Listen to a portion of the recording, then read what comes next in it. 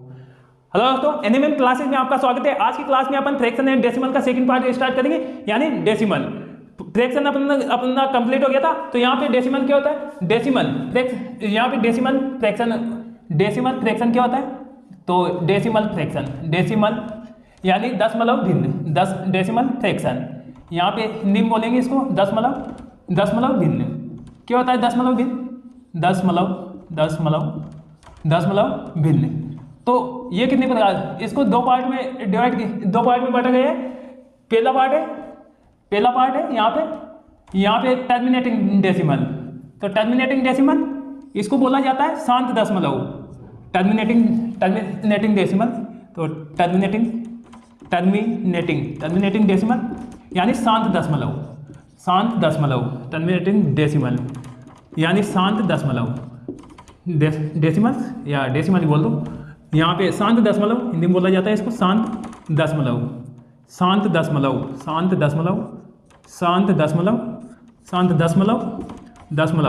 और second part होता है यहाँ पे नॉन टर्मिनेटिंग डेसिमल। तो नॉन टर्मिनेटिंग डेसिमल यानी अशांत दशमलव। नॉन टर्मिनेटिंग डेसिमल इसको बोला जाता है अशांत दशमलव। अशांत दशमलव, इसको अशांत दशमलव बोला जाता है। अशांत दशमलव, तो इसको बोला जाता है अशांत दशमलव। पहला पार्ट है शांत दशमलव और दूसरा अशांत दशमलव, यानी डेसिमल फ्रैक्शन को दो पार्ट में डिवाइड किया गया है। पहला पार्ट है इसमें टर्मिनेटिंग डेसिमल और दूसरा है नॉन टर्मिनेटिंग डेसिमल। तो शांत दशमलव होता है इसमें यदि 2 की पावर m या फिर 5 की पावर n हो, तो हमेशा क्या होगा? शांत दशमलव यानी टर्मिनेटिंग डेसिमल होगा। हमेशा शांत दशमलव होगा। शांत दशमलव या फ्रैक्शन होगा। शांत दशमलव होगा। तो यहाँ पे एग्जाम्पल समझेंगे क्या होगा क्या नहीं होगा। एग्जाम्पल लेते हैं, जैसे सपोज करते हैं यहाँ पे 1/2 की पावर, अब m की जगह कुछ भी ले लो, पूर्णांक होना चाहिए। 1 ले लो, 2 ले लो, 3 ले लो, 5 ले लो, कुछ भी हो इसकी पावर की रोल। तो 2 ले लेते, तो इसका क्या हो जाएगा? 1/2 का स्क्वायर कितना होता है? 4 हो जाएगा। तो 4 यानी 1 को 4 से विभाजित करेंगे तो क्या आ जाएगा? तो यहाँ पे इसमें भाग नहीं जाएगा, तो पॉइंट लगाएंगे और यहाँ पे 10 हो जाएगा। 2 बार चल जाएगा 10 में, 2 बार और इसके बाद में 2 बच जाएगा, तो यहाँ पे 20 हो जाएगा। 4 पंजे 20, तो पॉइंट 5 आ गया यहाँ पे। इसी प्रकार एग्जाम्पल एक और लेते ताकि और आसानी से समझ में आए। 1/, अब 5 वाला लेते, 5 की पावर 2 ले लेते हैं। चलो n की जगह 2 पुट करते, तो यहाँ पे 1/5 का स्क्वायर कितना होता है? 25 हो जाता है। तो यहाँ पे अब 1 को 25 से विभाजित करेंगे तो कैसे करेंगे? तो 1 को 25 से विभाजित करेंगे तो यहाँ पे 1 विभाजित नहीं हो रहा, तो पॉइंट लगाएंगे, यहाँ पे 10 हो जाएगा। फिर भी विभाजित नहीं हो रहा, तो यहाँ पे 1 0 लगा देंगे। अब यहाँ पे 1 0 लगाने के बाद यहाँ पे 100 हो जाएगा। 100 को 25 से विभाजित करेंगे तो 4 बार चल जाएगा, तो यहाँ पे क्या आ जाएगा? 0.04 ये आ जाएगा। अब अशांत दशमलव यानी नॉन टर्मिनेटिंग डेसिमल क्या होता है? तो ये भी 2 प्रकार का होता है। अब 2 कौन से प्रकार होते हैं? यानी एक तो होता है रिकरिंग डेसिमल यानी रिकरिंग डेसिमल, यहाँ पे रिकरिंग डेसिमल। और दूसरा होता है non recurring decimal. Second part है इसका नॉन रिकरिंग डेसिमल।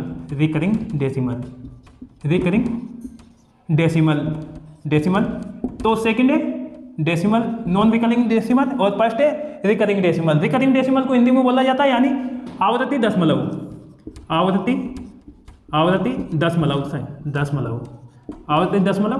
और दूसरा है यहाँ पे, इसको नॉन रिकरिंग डेसिमल को बोला जाता है अनावर्ती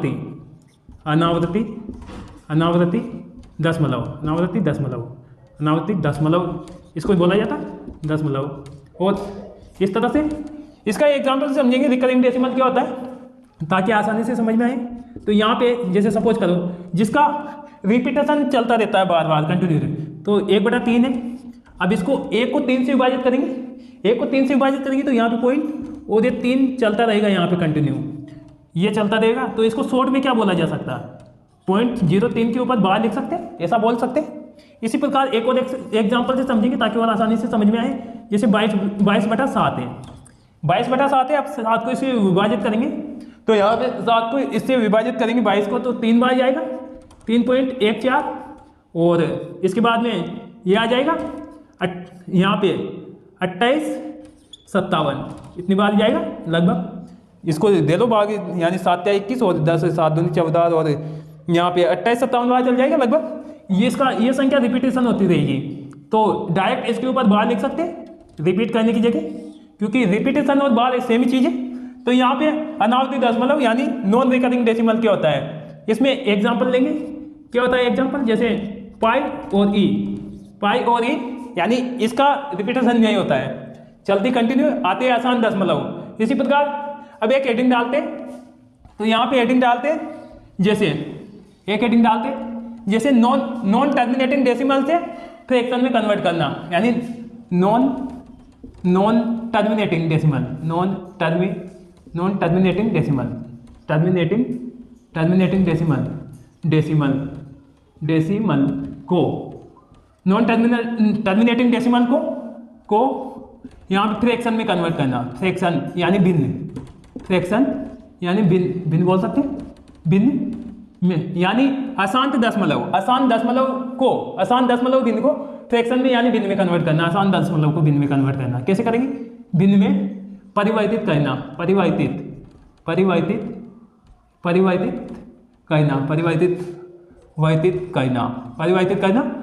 कहना। तो कैसे करेंगे ये अपन एग्जांपल से समझेंगे। जैसे एग्जांपल लेते हैं, जैसे एग्जांपल नंबर 1, जैसे 0.7 ये दे रखा कंटिन्यू, यानी p/q के रूप में कन्वर्ट करना है इसको, ये ज़्यादा 7 ज़्यादा कंटिन्यू, तो इसको बोल सकते हैं अपन 0.7 के ऊपर बार लिख सकते हैं, ये ऐसा बोल सकते हैं। तो इसको या फिर ऐसे लिख लो, ये 0.7 के ऊपर बार है। अब इसको क्या बोलते हैं, नॉन टर्मिनेटिंग डेसिमल है, तो इसको ऐसा लिख सकते हैं अपन, या 0.77 कंटिन्यू ज़्यादा है। अब इसको p/q के रूप में, यानी p/q के रूप में लिखेंगे। p/q मतलब होता है फ्रैक्शन में कन्वर्ट करेंगे, अंश और हर में कन्वर्ट करेंगे।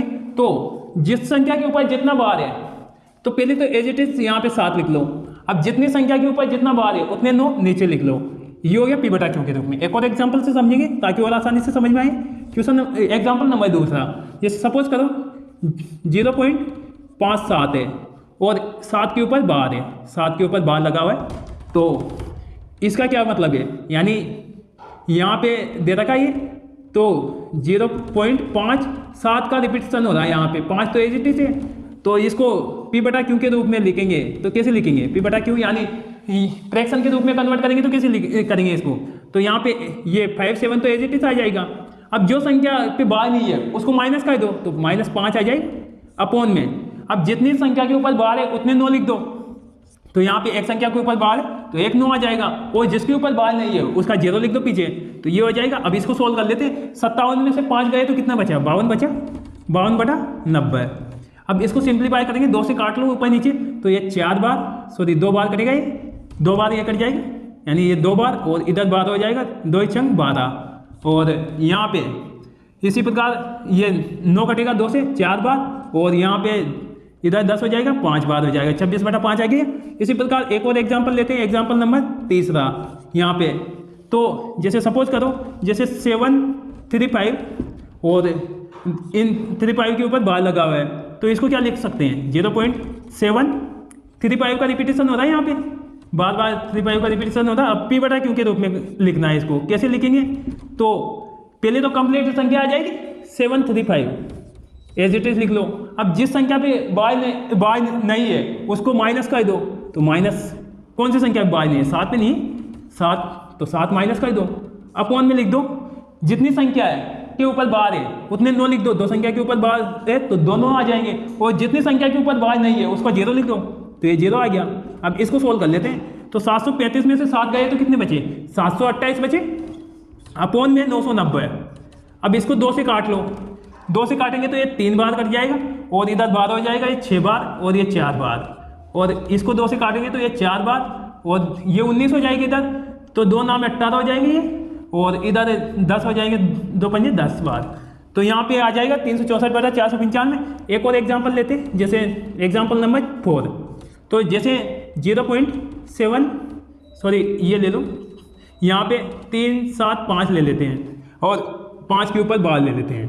तो इसको क्या लिख सकते हैं, इसको लिख सकते हैं 0.37, तो एज इट इज 5 का रिपीटेशन हो रहा है, यहाँ पे कंटिन्यू हो रहा है 5 का रिपीटेशन। तो यहाँ पे ये आगे सॉल्व करते हैं, तो इसको पी बटा क्यू के रूप में लिखते हैं तो क्या आ जाएगा, यहाँ पे पी बटा क्यू के रूप में लिखते हैं तो क्या आ जाएगा यहाँ पे। तो पहले तो कंप्लीट नंबर आ जाएगा 375 एज इट इज।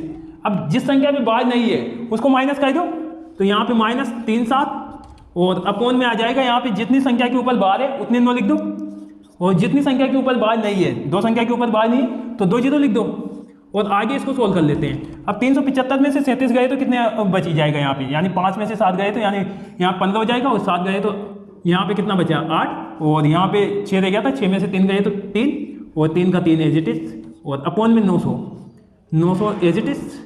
तो इसको काट लेते हैं 2 से एक बार, और यहाँ पे 13 हो जाएगा तो ये 6 बार चल जाएगा, और यहाँ पे 18 हो जाएगा तो ये 9 बार हो जाएगा, और इसके बाद में 2 से काटते हैं यहाँ पे 4 बार, और यहाँ पे 5 बार, और 0 450 169/450 आ जाएगा। इसी प्रकार एक और एग्जांपल लेते हैं, एग्जांपल नंबर 5 लेते हैं। जैसे सपोज करो 1 के ऊपर बार है और 1 2 है, तो यहाँ पे इसको कैसे सॉल्व करेंगे, इसको सॉल्व करेंगे तो यहाँ पे सॉल्व करेंगे तो ऐसा लिख सकते हैं इसको, एक को क्या लिखेंगे तो ये माइनस हो जाता है -1 प्लस 0.12 आ जाएगा। इसको सोल्व करेंगे तो कितना आ जाएगा, -1 में से 0.12 जाएगा तो कितना बचेगा, माइनस के 0.88 बच जाएगा। तो इस तरह से ये अपन चेंज कर सकते हैं, नॉन टर्मिनेटिंग डेसिमल से फ्रैक्शन में कैसे कन्वर्ट करेंगे, ये अपन ने सीखा यहाँ पे।